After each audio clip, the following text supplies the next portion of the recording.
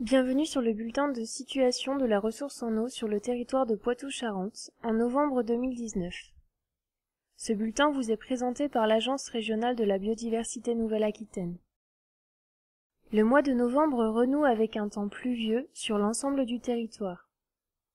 Concernant les niveaux de nappe d'eau souterraine, ils sont généralement inférieurs au normal de saison sur les bassins Vienne, excepté pour le Clin, et Thouet-Sèvres nantaise est supérieur sur tous les autres bassins. Les débits des cours d'eau sont eux nettement supérieurs à la moyenne sur l'ensemble des bassins du territoire. Mais continuons sur un point plus détaillé. En novembre, le territoire a été arrosé tout au long du mois. Les cumuls pluviométriques mensuels sont généralement compris entre 90 et 200 mm. Ils sont supérieurs au normal, 150 à 200% d'excédent, sur l'ensemble du territoire. En novembre, l'évaporation a été inférieure au plus reçu.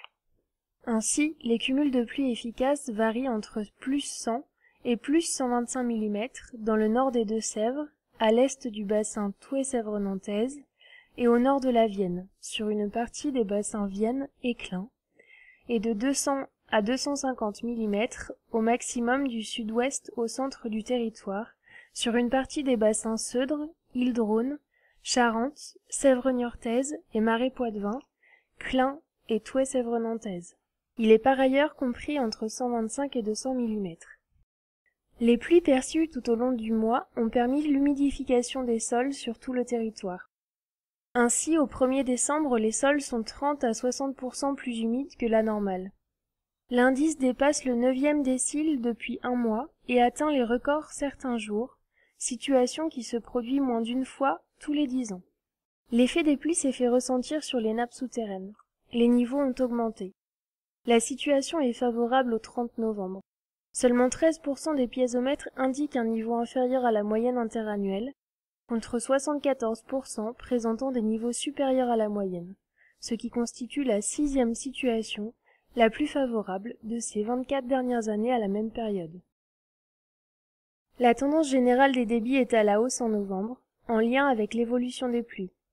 Les débits moyens mensuels sont nettement supérieurs aux moyennes interannuelles sur toutes les stations du territoire, avec un excédent plus modéré pour la Creuse à Leugny.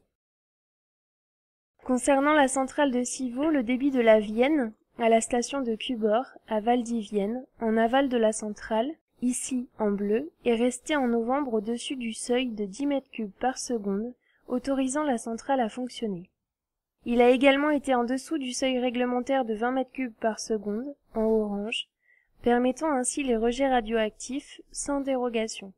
En pareil cas, les effluents sont alors stockés, dans l'attente de conditions de débit autorisant les rejets. Début décembre, les taux de remplissage des 4 grands barrages réservoirs augmentent.